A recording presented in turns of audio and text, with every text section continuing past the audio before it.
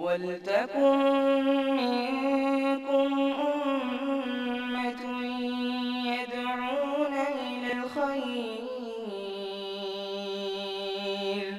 وَيَأْمُرُونَ بِالْمَعْرُوفِ وَيَنْهَوْنَ عَنِ الْمُنكَرِ وَأُولَٰئِكَ هُمُ الْمُفْلِحُونَ. علیکم ورحمۃ اللہ وبرکاتہ۔ ان الحمد للہ نحمده ونستعینه ونستغفره ونعوذ باللہ من شرور انفسنا ومن سیئات اعمالنا من يهده الله فلا مضل له ومن يضلل فلا هادي له واشهد ان لا اله الا الله وحده لا شريك له وأشهد أن محمدًا عبده ورسوله أما بعد فإن خير الحديث كتاب الله وخير الهدي هدي محمد صلى الله عليه وسلم وشر الأمور محدثاتها وكل محدثة بدعة وكل بدعة ضلالة وكل ضلالة في النار۔ محترم حاضرین، سامعین گرامی، دوستوں، بزرگوں اور ساتھیوں، پردہ نشین اسلامی رشتے کی مائیں اور بہنیں، اللہ رب العالمین کا فضل اور اس کا احسان ہے کہ آج کی تراویح میں آپ کے سامنے 16ویں پارے کی تلاوت کی گئی، اور جس میں سورہ مریم، سورہ کہف کا باقی حصہ، سورہ مریم مکمل اور سورہ طٰہٰ کی مکمل تلاوت آپ کے سامنے کی گئی۔ اللہ رب العالمین کے فضل اور اس کے احسان سے اللہ تعالی ہماری اور آپ کی عبادتوں کو قبول فرمائے اور اس کو آخرت میں ہمارے لیے نجات کا ذریعہ بنائے۔ آج کی اس درس میں ہم 12ویں پارے سے سورہ یوسف کی تفسیر آپ کے سامنے رکھنے کی کوشش کریں گے، اور جیسا کہ آپ حضرات جانتے ہیں کہ درس کے لیے سورہ یوسف اگر پورا احاطہ اس کو کرنا ہو تو اس کے لیے بہت وقت درکار ہے۔ ہم سرسری طور پر واقعات سے گزریں گے اور جو اس سے ہمارے لیے نکلنے والی نصیحتیں ہیں اس نصیحت کو ہم آپ کے سامنے رکھنے کی کوشش کریں گے۔ اللہ رب العالمین کا ارشاد ہے الف لام را، یہ حروف مقطعات ہیں اور اس کا معنی اللہ رب العالمین کے علاوہ کوئی بھی نہیں جانتا، لیکن عام طور پہ جتنے بھی صورتوں کو اللہ رب العالمین نے حروف مقطعات سے شروع کیا ہے، ان تمام صورتوں کے یعنی شروع کرنے کے بعد یا کچھ دور چلنے کے بعد اللہ رب العالمین نے قرآن مجید کا تذکرہ ضرور کیا ہے، قرآن مجید کا تذکرہ ضرور کیا ہے۔ اس میں مصلحت یہ بتاتے ہیں حافظ ابن کثیر، علامہ ناصر سعدی رحمۃ اللہ علیہ وغیرہ کہ اللہ رب العالمین یہ بتانا چاہ رہا ہے کہ یہی وہ حروف ہیں، حروف تہجی الف با تا ثا، جن کو استعمال کر کے اللہ رب العالمین نے قرآن مجید کو بنایا ہے۔ قرآن مجید انہی حروف کے استعمال سے مرکب کر کے اللہ تعالیٰ نے اس کلام کو نازل کیا ہے۔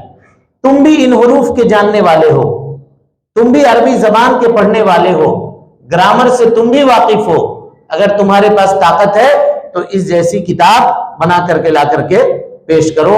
پوری دنیا عاجز رہ گئی اور قیامت تک اس جیسی کتاب تو چھوڑیے ایک آیت بھی بنا کر کے پیش نہیں کر سکتی ہے۔ اس کے بعد یہ سورہ جو ہے نا، یہ سورہ مکی سورت ہے۔ یہ سورہ یوسف مکۃ المکرمہ کے اندر نازل ہوئی ہے۔ مکے کے اندر نازل کر کے اللہ رب العالمین اس سورہ کے ذریعے سے اللہ کے نبی جناب محمد رسول اللہ صلی اللہ علیہ وسلم کو تسلی اور تشفی کے کلمات کہنا چاہ رہا ہے۔ کیوں کہ جب قریش کے لوگ اللہ کے نبی صلی اللہ علیہ وسلم سے دشمنی کرتے اور نبی صلی اللہ علیہ وسلم کو ستاتے تھے، آپ صلی اللہ علیہ وسلم کو پریشان کرتے تھے، خود آپ کا جو چچا تھا ابو جہل، ابو لہب اور اس طرح کے جو لوگ تھے وہ آپ کو تنگ کرتے تھے، تو اس سے اللہ کے نبی صلی اللہ علیہ وسلم کو بڑی تکلیف ہوتی تھی۔ تکلیف ہونے کی وجہ یہ تھی کہ ایک تو یہ لوگ ہمارے رشتہ دار ہیں، نبی صلی اللہ علیہ وسلم نے ایک آدھ مقام پہ کہا بھی، جس کو اللہ رب العالمین نے قرآن مجید کے اندر نوٹ کیا، بیان کیا، کہا قُلْ لَا أَسْأَلُكُمْ عَلَيْهِ أَجْرًا، اے لوگو میں تم سے کسی اجر کا سوال نہیں کرتا ہوں، پیسہ نہیں مانگ رہا ہوں، کوئی اور چیز تم سے نہیں مانگ رہا ہوں، اجرت نہیں مانگ رہا ہوں، إِلَّا الْمَوَدَّةَ فِي الْقُرْبَى، کم سے کم رشتہ داری کا تو لحاظ رکھو، ہمارے ساتھ جو ظلم و ستم کر رہے ہو، نبی صلی اللہ علیہ وسلم کہہ رہے ہیں ہمارے ساتھ جو ظلم و ستم کے پہاڑ توڑ رہے ہو، کم سے کم رشتہ داری کا تو خیال کرو۔ تو یہ تکلیف پیارے مصطفیٰ صلی اللہ علیہ وسلم کو ہوتی تھی کہ یہ لوگ رشتے تک کو بھلا کر کے یہ لوگ ہم سے دشمنی کر رہے ہیں۔ تو اللہ رب العالمین نے پیارے مصطفیٰ صلی اللہ علیہ وسلم کے تسلی کے لیے یہ سورہ نازل فرمایا۔ کہا رشتہ داری کی اب بات کرتے ہیں، کبھی کبھی بھائی سگا بھائی کا نہیں ہوتا ہے، سگا بھائی کبھی کبھی نہیں ہوتا ہے، اور اس طرح کے واقعات ماضی میں گزر چکے ہیں، ان واقعات کو دیکھیے اور اپنے دل کو مضبوط کیجئے، لیکن انجام کے اعتبار سے، رزلٹ کے اعتبار سے، نتیجہ کے اعتبار سے جو حق کے اوپر ہوتا ہے وہی کامیاب ہوتا ہے، جو حق کے اوپر ہوتا ہے وہی کامیاب ہوتا ہے، اسی کو اللہ رب العالمین سرخرو کرتا ہے۔ اس پس منظر میں اس صورت کو سمجھنے کی کوشش کیجئے۔ اللہ تعالیٰ کہتا ہے اِنَّا أَنزَلْنَاهُ قُرْآنًا عَرَبِيًّا لَعَلَّكُمْ تَعْقِلُونَ، ہم نے قرآن مجید کو عربی زبان کے اندر نازل کیا تاکہ تم عقل مند ہو جاؤ، یعنی قرآن مجید کو پڑھ کر کے اپنی عقلوں کو جلا بخشو، قرآن مجید کو پڑھ کر کے اپنی عقل کو تقویت بخشو۔ پتہ یہ چلا کہ قرآن مجید کے پڑھنے سے آدمی کی عقل کے اندر اضافہ ہوتا ہے۔ لَعَلَّكُمْ تَعْقِلُونَ نَحْنُ نَقُصُّ عَلَيْكَ أَحْسَنَ الْقَصَصِ، اللہ تعالیٰ کہتا ہے کہ ہم تمہارے سامنے بہترین قصے بیان کرتے ہیں، سب سے بہترین قصہ اللہ رب العالمین نے اس قصے کو کہا ہے، اور پوری ترتیب کے ساتھ اللہ رب العالمین نے ترتیب عجیب کے ساتھ اس واقعے کو مکمل اس سورے کے اندر اللہ رب العالمین نے بیان کیا ہے۔ کہ وَإِن كُنْتَ مِن قَبْلِهِ لَمِنَ الْغَافِلِينَ، اے اللہ کے نبی صلی اللہ علیہ وسلم اس واقعے سے پہلے آپ غافل تھے، آپ کو پتہ نہیں تھا یوسف کے بھائی کون ہیں، یا یعقوب علیہ السلام کے کتنے بیٹے ہیں، ان کے بھائیوں نے حضرت یوسف کے ساتھ کیا کیا، یہ آپ کو پتہ نہیں تھا۔ یعنی یہ سورہ اللہ کے نبی صلی اللہ علیہ وسلم کے نبوت کے اوپر دلیل بھی ہے کہ گزشتہ امتوں کی خبریں اللہ کے نبی صلی اللہ علیہ وسلم بیان کر رہے ہیں، جبکہ نبی صلی اللہ علیہ وسلم اس زمانے میں موجود نہیں تھے۔ کس نے بتایا؟ اللہ نے بتایا۔ اس کا مطلب کیا ہوا کہ اللہ رب العالمین کی جانب سے پیارے مصطفیٰ صلی اللہ علیہ وسلم کے اوپر وحی نازل ہو رہی ہے، اور آپ اللہ کے سچے رسول ہیں، یہ پتہ چلا۔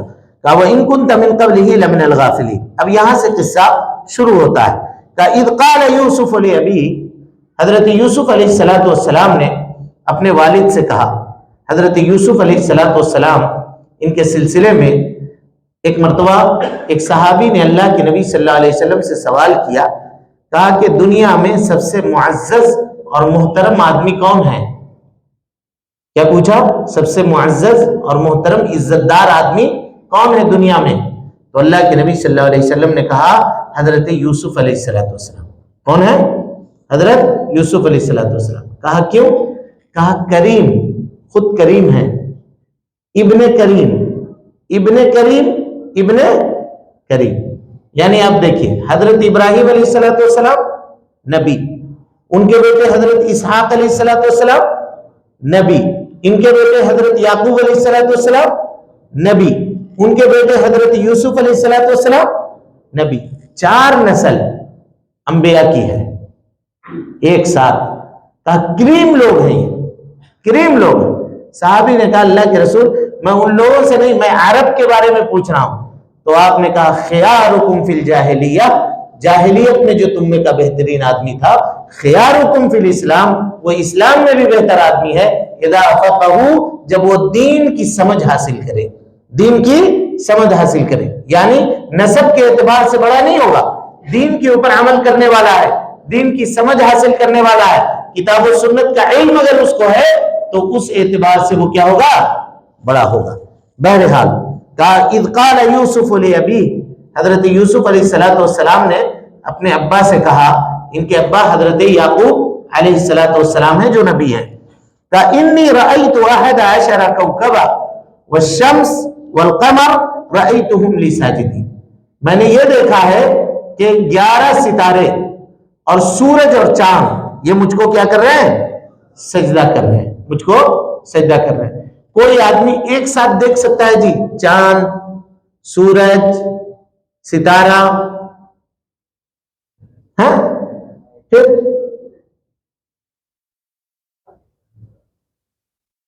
کیسے دیکھا؟ ہاں آپ دیکھ سکتے کہ نہیں یہ بتائیے؟ ہاں خواب میں دیکھ سکتے، خواب میں دیکھ سکتے۔ خواب کی حالت کچھ اور ہوتی ہے، جگتے ہوئے کی حالت کچھ اور ہوتی ہے۔ پتہ یہ چلا کہ وہ امپاسبل چیز، ناممکن چیز جو آدمی جگتے ہوئے نہیں دیکھ سکتا ہے وہ خواب میں دیکھ سکتا ہے۔ اور خواب کی پھر کئی ایک قسمیں ہوتی ہیں۔ ایک خواب جو ہے رحمانی خواب ہے اللہ رب العالمین کی طرف سے، ٹھیک ہے؟ 3 قسمیں ہوتی ہیں۔ علماء معبرین نے جو خواب کی تعبیر بیان کرتے ہیں انہوں نے خواب کی کتنی قسم بیان کی؟ 3 قسم۔ ایک خواب جو رحمانی ہوتی ہے اللہ رب العالمین کی طرف سے، بشارت ہوتی ہے مومن کے لیے، سچے خواب دیکھتا ہے مومن، اور یہ قیامت کی نشانیوں میں سے ایک نشانی ہے کہ جب قیامت قریب آئے گی تو اللہ رب العالمین نیک لوگوں کو، صالح لوگوں کو اچھی اچھی خوابیں دکھایا کرے گا، اور جو خواب وہ دیکھیں گے پھر دن کے اندر وہ باتیں درست اور صحیح ہوں گی۔ کہا یہ ایک رحمانی خواب ہے، یہ جو انبیاء کو بھی آیا کرتا تھا، انبیاء کو رحمانی، اور انبیاء کا ہر خواب یہ کیا ہوتا ہے؟ وحی الہی ہوتی ہے، اللہ رب العالمین کی جانب سے وحی ہوتی ہے، کیونکہ شیطان انبیاء کے اوپر مسلط نہیں ہو سکتا۔ اس کے بعد دوسرا خواب جو ہے وہ شیطانی خواب ہوتا ہے، شیطان حملہ کرتا ہے، ادھر ادھر کی چیزیں دکھاتا ہے اور انسان کو خواب کے اندر پریشان کرتا ہے، جس کو خواب پریشان کہتے ہیں۔ سویا ہوا ہے آدمی ڈر گیا، اچانک دیکھ رہا ہے ہم پہاڑ سے گر رہے ہیں، کبھی خواب دیکھ رہا ہے کسی نے دھکا دے دیا یا ایکسیڈنٹ ہو گیا، اس طرح کی چیزیں، بری خواب، ڈرنے والی ڈراؤنی خواب جس سے انسان کی نیند اچٹ جائے، یہ خواب شیطان کی جانب سے عام طور پہ ہوتا ہے۔ اور تیسرا جو خواب ہوتا ہے وہ نفسانی خواب ہوتا ہے۔ کون سا خواب؟ نفسانی، رحمانی، شیطانی اور نفسانی۔ نفسانی والے دن میں جو ٹینشن ہے آپ کو، عام طور پہ جس چیز کے بارے میں آپ دن میں بہت زیادہ سوچ رہے ہیں، رات کو سویا تو وہی بات دماغ کے اندر گھوم رہی ہے، فلاں سے ملاقات کرنا ہے، فلاں کے پاس جانا ہے، اس کے پاس یہ کرنا، وہی چیز سفر کرنا ہے، اگر یہ ارادہ کر کے سوئے ہیں تو لگتا ہے کہ آپ ٹرین میں بیٹھے ہوئے ہیں، ٹرین میں جا رہے ہیں، فلائٹ مس ہو گئی ہے، یہی سب خواب آتی ہے، یعنی یہ نفسانی خواب۔ تو 3 طرح کے خواب عام طور پہ ہوا کرتے ہیں۔ علماء نے یہ بتایا ہے کہ خواب دیکھنے کے بعد نا عام طور پہ آدمی کو بڑی بے چینی ہوتی ہے کہ اس کی ہم تعبیر جانیں، اس کی ہم تعبیر جانیں۔ حالانکہ یہ بے چینی انسان کو نہیں کرنی چاہیے، انسان کو یہ بے چینی نہیں کرنی چاہیے۔ اگر خواب بشارت ہے تو واقع ہو کر رہے گا، اللہ رب العالمین کی جانب سے اگر ہے تو اس میں پریشان ہونے کا کوئی معاملہ نہیں ہے۔ لیکن اگر خواب آپ نے دیکھا اور دیکھنے کے بعد آپ نے لوگوں سے بیان کر دی تو اب اس میں جو آدمی آپ سے دشمنی رکھتا ہے وہ آپ سے حسد کرے گا، خواہ آپ اپنے دشمن بڑھائیں گے۔ اس لیے خوابوں کو بیان کرنے سے پرہیز کرنا چاہیے، اس کو نہیں بتانا چاہیے، بلکہ اللہ کے نبی صلی اللہ علیہ وسلم نے کہا کہ اگر برا خواب کسی شخص نے دیکھا ہے تو اس کو اپنے پاس رکھے، اس کو نہ کہے، جب تک وہ اس کو بیان نہ کرے تب تک وہ خواب واقع نہیں ہوگا۔ اور اچھا خواب اگر کسی نے دیکھا ہے تو جس آدمی کے اوپر اس کو سب سے زیادہ بھروسہ ہے کہ یہ آدمی ہم سے دشمنی نہیں کر سکتا یا یہ آدمی ہم سے حسد نہیں کر سکتا، اسی شخص کو وہ خواب بیان کرے، نہیں تو کسی کو بیان نہ کرے۔ تو حضرت یوسف علیہ السلام نے خواب دیکھا، انی رأیت 11 کوكبا، 11 ستارے، سورج اور چاند یہ مجھے سجدہ کر رہے ہیں۔ یہ خواب بیان کیا کس سے؟ اپنے ابا جان، اپنے ابو حضرت یعقوب علیہ السلام کو یہ خواب بیان کیا۔ حضرت یعقوب علیہ السلام خواب کو دیکھ کر کے سمجھ گئے۔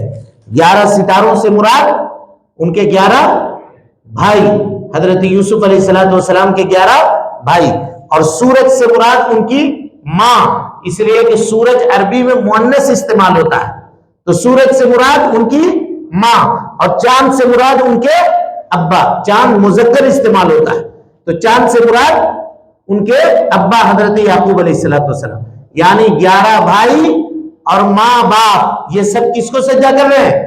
حضرت یوسف علیہ السلام کو سجدہ کر رہے ہیں۔ حضرت یعقوب نبی تھے، معاملے کو سمجھ گئے، بیٹے کو نصیحت کیا۔ کیا نصیحت کیا؟ دیکھیں، یا بنیا، اے میرے بیٹے، لا تقصص رؤیاک علی اخوتک، اپنے بھائیوں کو یہ خواب بیان مت کرنا، فیکیدوا لک کیدا، وہ تمہارے لیے چال چلیں گے، دشمنی کریں گے تم سے، ان الشیطان للانسان عدو مبین، اس لیے دشمنی نہیں کریں گے کہ بھائی برے ہیں، بلکہ شیطان انسان کا کھلا ہوا دشمن ہے، وہ کس وقت کس کے دل میں کون سی بات ڈال دے، کیسی بات ڈال دے، کس کو کب بھٹکا دے، بھائی کو بھائی سے دشمن بنا دے، یہ کوئی نہیں جان سکتا۔ اس لیے اس خواب کو اپنے بھائیوں کے سامنے خاص طور پہ بیان مت کرنا۔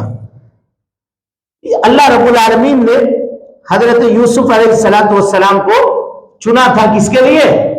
نبوت کے لیے۔ اب اس سلسلے میں علماء کا اختلاف ہے کہ بھائی خواب جان گئے تھے، حضرت یوسف نے بتا دیا تھا یا نہیں بتایا تھا، لیکن یعقوب علیہ السلام کی کئی بیویاں تھیں، ان میں سے حضرت یوسف علیہ السلام اور بنیامین، یہ دو ایک بیوی سے تھے، اور باقی بچے جو تھے یہ دوسری بیویوں سے تھے۔ تو حضرت یعقوب علیہ السلام حضرت یوسف سے اور بنیامین سے زیادہ محبت کیا کرتے تھے دیگر بھائیوں کے مقابلے میں۔ اب یہاں مفسرین نے یہ لکھا ہے کہ اگر کوئی آدمی محبت کرنے میں بھی انصاف نہیں کرتا ہے تو یہ بھائی کو بھائی سے دشمن بنانے کے لیے کافی ہے۔ مثال کے طور پہ ایک آدمی کے 4 بیٹے ہیں، ایک مثال دے رہا ہوں، یہ سب نصیحت ہے اس واقعے سے، اس قصے سے، کہ 4 بیٹے ہیں، 4 بیٹے میں 2 بیٹے پڑھنے میں بہت تیز ہیں۔ اب جو بیٹے پڑھنے میں تیز ہیں آپ ان کو شاباشی دے رہے ہیں، اور جو لوگ پڑھنے میں تھوڑا کمزور ہیں ان کو ان کے سامنے ڈانٹ رہے ہیں، ذلیل کر رہے ہیں، رسوا کر رہے ہیں، ان کو برا بھلا کر رہے ہیں، تو ہوگا تو کچھ نہیں، لیکن اتنا ضرور ہوگا کہ جن کی آپ تعریف کر رہے ہیں اور جن کو آپ ڈانٹ رہے ہیں ان دونوں کے اندر دشمنی ہو جائے گی، کہ باپ ہمارے ان کو زیادہ مانتے ہیں اور ہم کو کم مانتے ہیں، اس کے اندر کیا ہے جو اس سے اتنی محبت کرتے ہیں، اور ہمارے اندر کیا کمی ہے جو ہم سے اتنی نفرت کرتے ہیں۔ ہم جس سے محبت کرتے ہیں اسی کو ہم ختم کر دیں گے، اسی کو ہم راستے سے ہٹا دیں گے۔ بھائیوں کے دل کے اندر یہ بات آئی، اور اس کے بھائیوں نے یہ کہا کہ یوسف علیہ السلام سے ہمارے والد زیادہ محبت کرتے ہیں، جبکہ یوسف چھوٹا بچہ ہے اور ہم لوگ جوان ہیں، ہم لوگ کام کرتے ہیں، بکریاں چرانے جاتے ہیں، محنت کرتے ہیں، مزدوری کرتے ہیں، ہم لوگوں سے زیادہ محبت کرنی چاہیے، تو کس سے محبت کر رہے ہیں؟ چھوٹے بچے سے زیادہ محبت کر رہے ہیں جو کچھ نہیں کرتا ہے، گھر میں بیٹھا رہتا ہے۔ اب ان لوگوں نے میٹنگ کی، پلاننگ کی۔ کیا پلاننگ کیا؟ پلاننگ کیا کہ چلو کسی بھی طرح سے یوسف کو باپ کی نگاہوں سے دور کر دیتے ہیں۔ اب کسی نے کہا کہ قتل کر دیتے ہیں، کسی نے کہا کہ مار دیتے ہیں، کسی نے کچھ اور کہا۔ سب سے بڑا بھائی جو تھا، اب اس کا نام کچھ لوگ بیان کرتے ہیں یہوذا۔ کیا نام بیان کرتے ہیں؟ یہوذا، حالانکہ یہ نام کہیں پہ آیا نہیں ہے۔ اب جو بھی نام رہا ہو اس کا، تو اس بڑے بھائی نے یہ کہا کہ بھائی دیکھو، قتل کرنا یہ بہت بڑا گناہ ہے، بہت بڑا پاپ ہے، قتل نہ کرو۔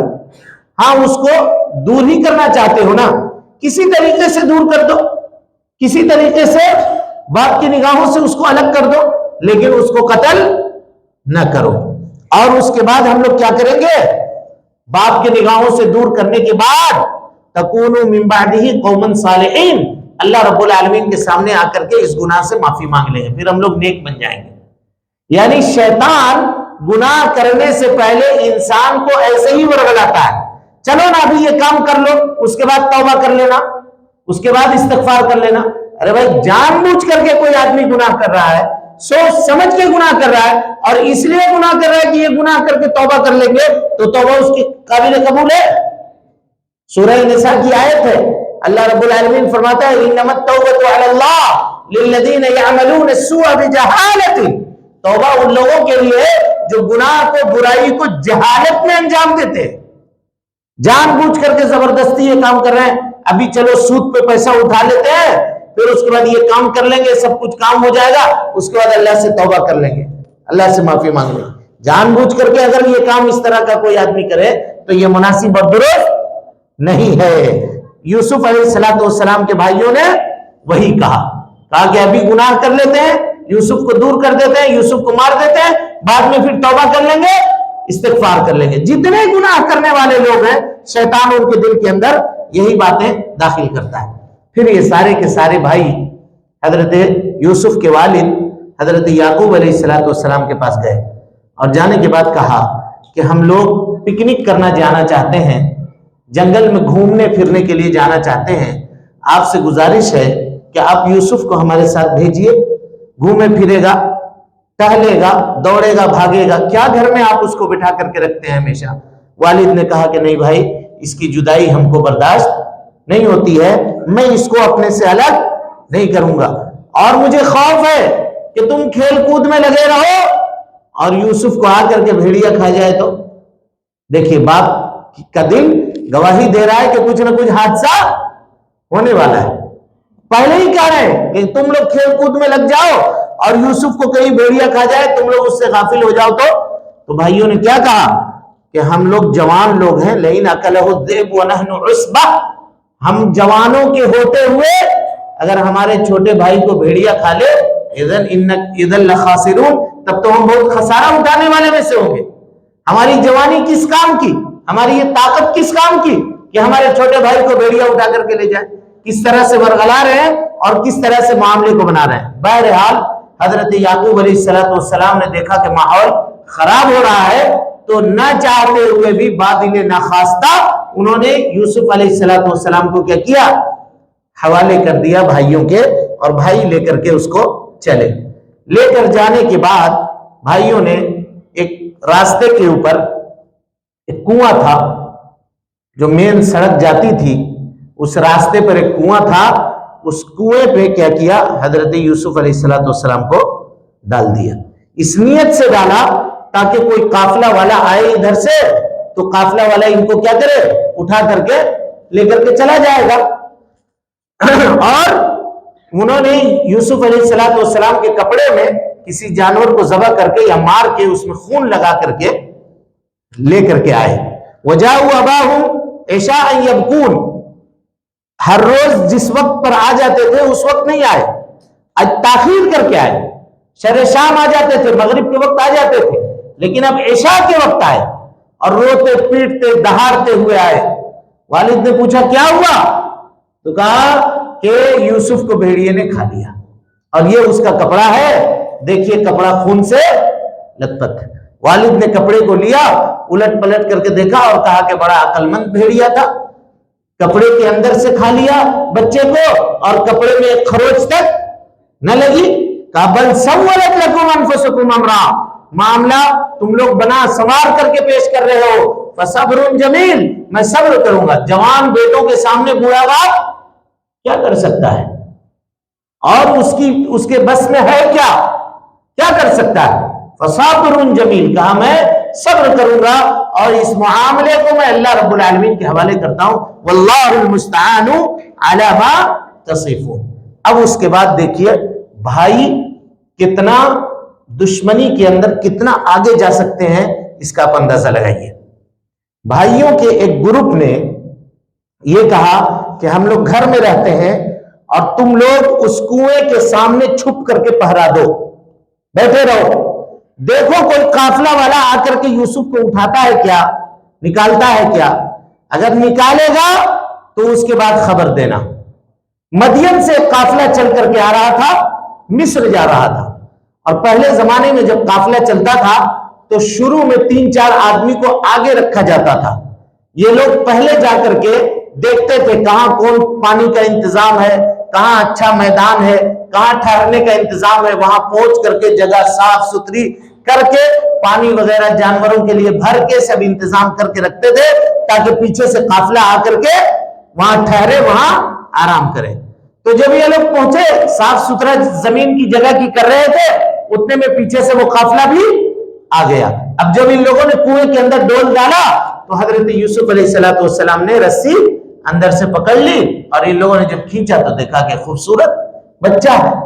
اللہ کے نبی صلی اللہ علیہ وسلم نے فرمایا کہ حضرت یوسف علیہ السلام کو شطر الحسن، حسن کی یعنی خوبصورتی کا آدھا حصہ حضرت یوسف علیہ السلام کو دیا گیا تھا۔ کہا یا بشرا ھذا غلام، ہائے خوشخبری، ہائے خوشخبری، یہاں پہ خوبصورت بچہ ہے۔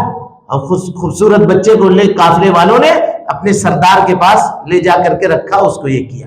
اب جو بھائی چھپ کر کے دیکھ رہے تھے تو انہوں نے دیکھا کہ یوسف تو نکال لیے گئے، تو بھائی لوگ چل کر کے قافلے والے کے پاس آئے۔ کس طرح سے؟ اس انداز سے آئے کہ وہ کچھ ڈھونڈ رہے ہوں، تلاش رہے ہوں۔ کہا ایک بچہ غائب ہو گیا ہے، ادھر دیکھا آپ لوگوں نے؟ کہا بچہ کیسا ہے؟ نا ایسا ایسا بچہ۔ کہا یہی بچہ تو ہے، یہ ہمارا غلام ہے۔ کیا کہا؟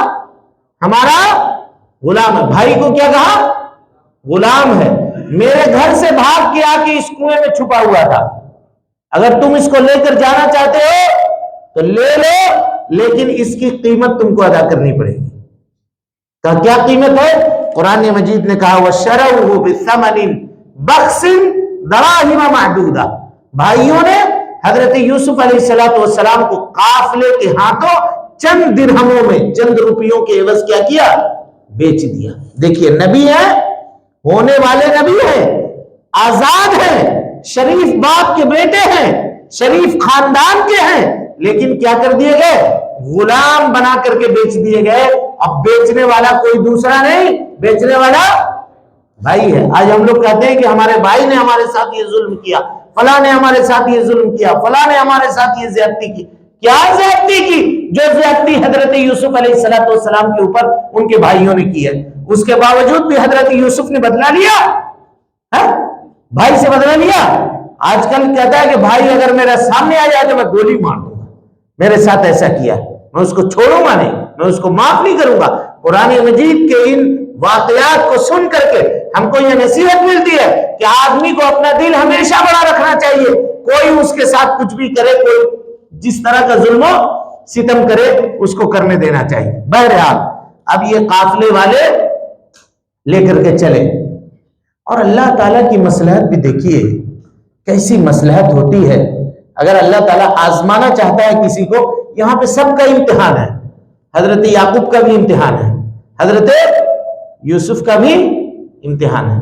ابھی آپ کے پاس واقعہ آئے گا کہ مصر سے حضرت یعقوب نے بھائیوں کو اپنا کپڑا دیا، اپنا کپڑا دیا، اور کہا کہ جاؤ ابا کے پاس اس کو لے کر کے جانا، ابا کے چہرے میں یہ کپڑا ڈال دو گے تو آنکھ کی بینائی واپس آ جائے گی۔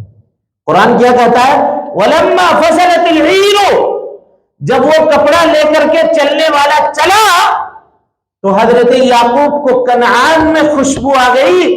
کہا انی لاجد ریح یوسف، مجھ کو یوسف کی خوشبو آ رہی ہے، لولا ان تفندون، مصر سے خوشبو آ گئی، لیکن یہیں بغل میں گھر کے بازو میں کنویں میں ڈالے گئے تھے، والد کو نہ ملے، ادھر ادھر بھٹکتے رہے، کھوجتے رہے، یہ جنگل وہ بھیڑیا، وہاں پتہ لگایا، یہاں پتہ لگایا، کہیں بھی کوئی اطلاع نہ مل سکی، کہاں کھایا ہے، کیا کیا ہے، پریشان ہو گئے۔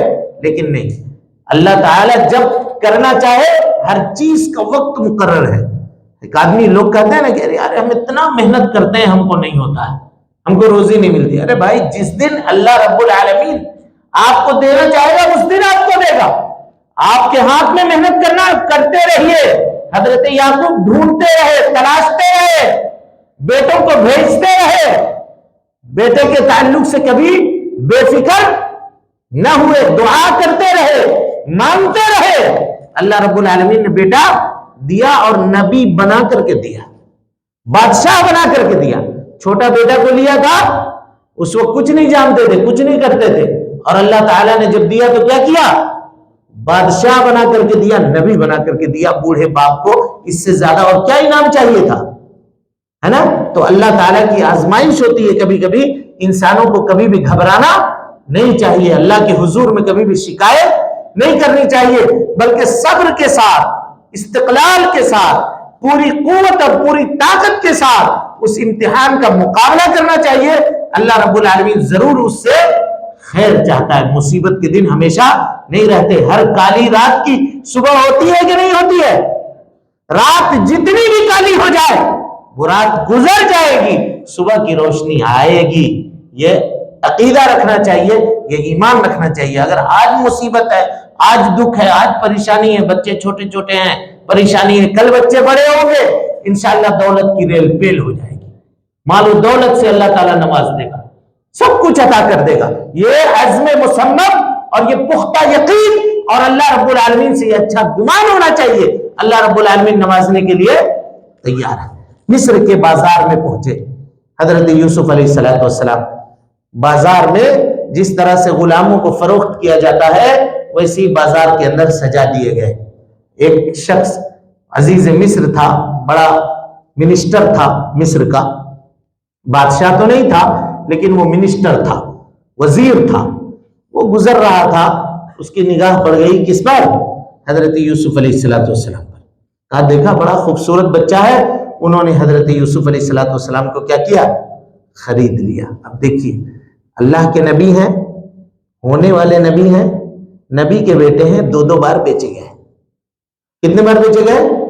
دو دو بار بیچے گئے۔ ایک مرتبہ خود بھائیوں نے بیچ دیا اور دوسری مرتبہ مصر کے بازار میں فروخت کیے گئے، بیچے گئے۔ لوگ کہتے ہیں آج ہمارے اسٹیٹس کا معاملہ ہے، ہمارے یہ کا معاملہ ہے۔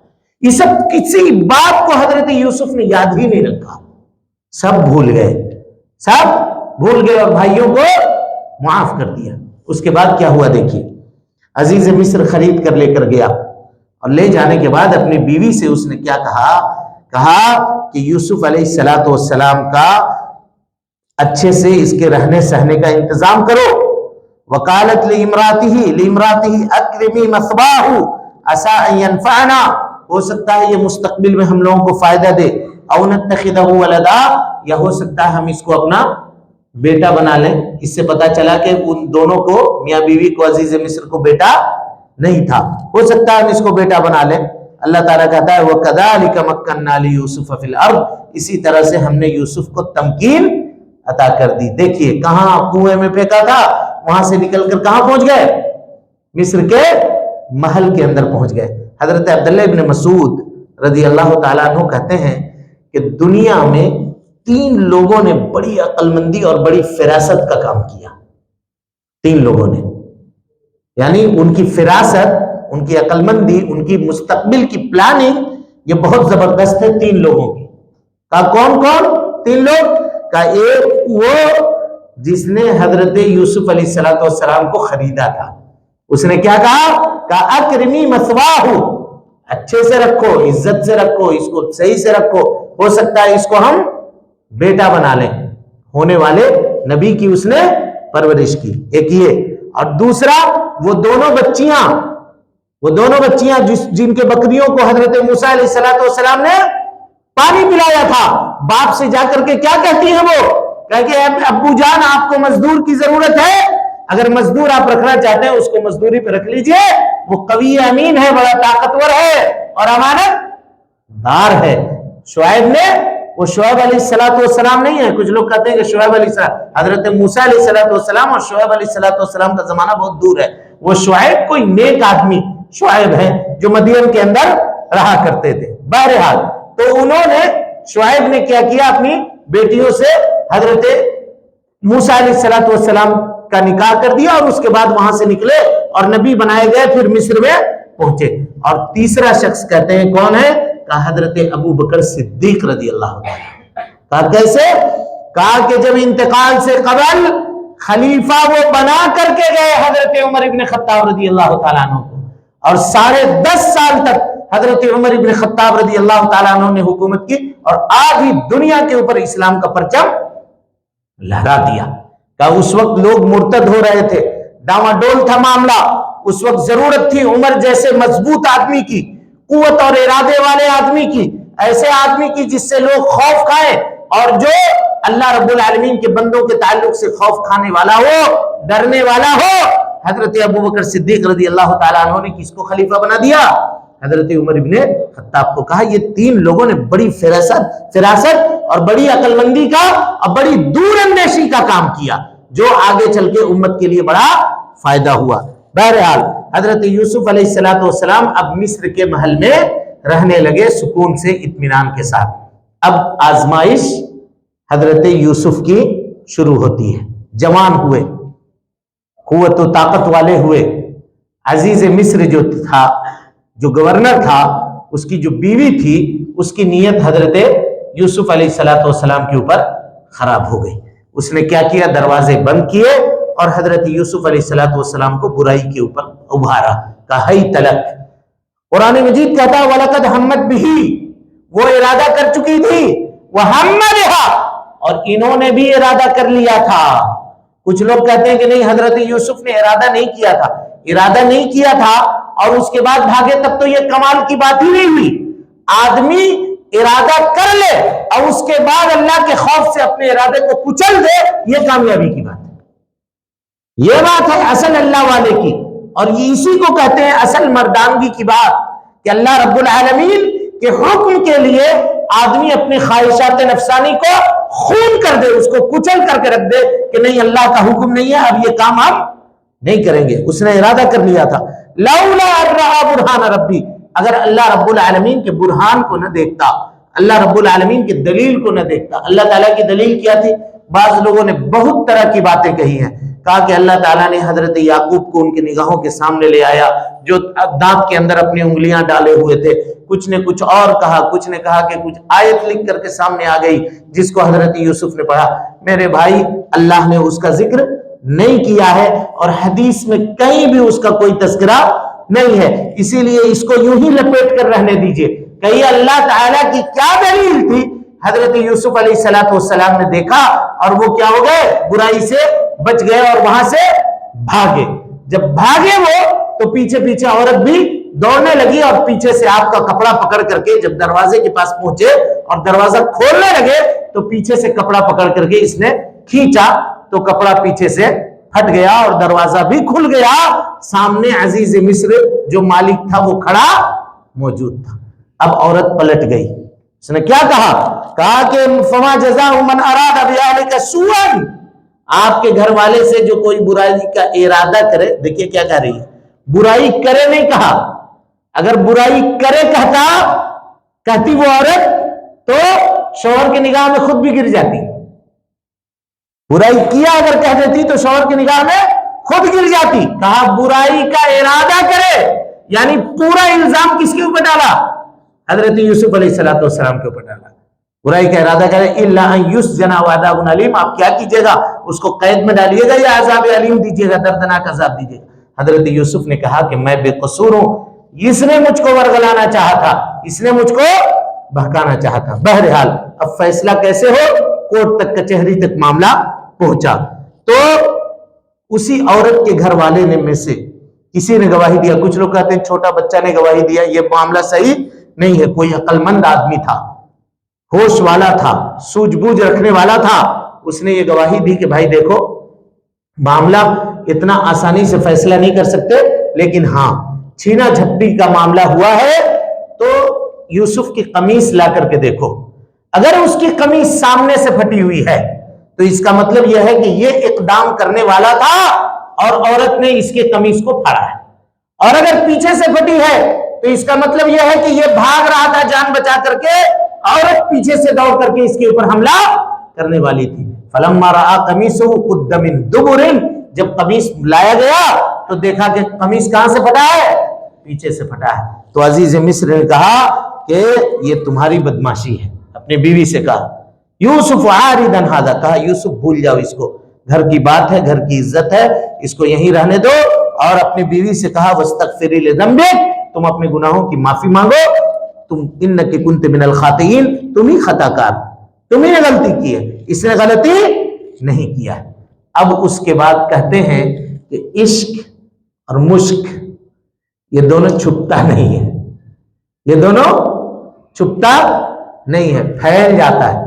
یہ حادثہ یہاں ہوا، اب کسی کو معلوم نہیں تھا، لیکن مصر کے گھر گھر میں اس کا چرچا عام ہو گیا۔ اور کچھ لوگوں نے لکھا ہے کہ اس وقت کی عورتیں عام طور پہ ایسے ہی مزاج رکھنے والی ہوا کرتی تھی کہ ان کو صحیح اور غلط کی اس قدر تمیز نہیں تھی، برائی کے اندر ملوث ہوا کرتی تھی، لہذا ان لوگوں نے تانا دینا شروع کیا کہ اگر تم کو برائی کرنا ہی تھا تو تم کو ایک غلام ہی ملا تھا، تمہارے گھر کا کوئی اور بڑے رئیس سے تمہارا معاملہ ہونا چاہیے تھا، ایک غلام کے اوپر تم کیسے فرفتہ ہو گئی بھائی؟ تو اب اس کے بعد اس کا جو بھی نام رہا ہو، تاریخ کے اندر لوگ زلیخا اس کا نام مشہور کرتے ہیں، عزیز مصر کے بیوی کا۔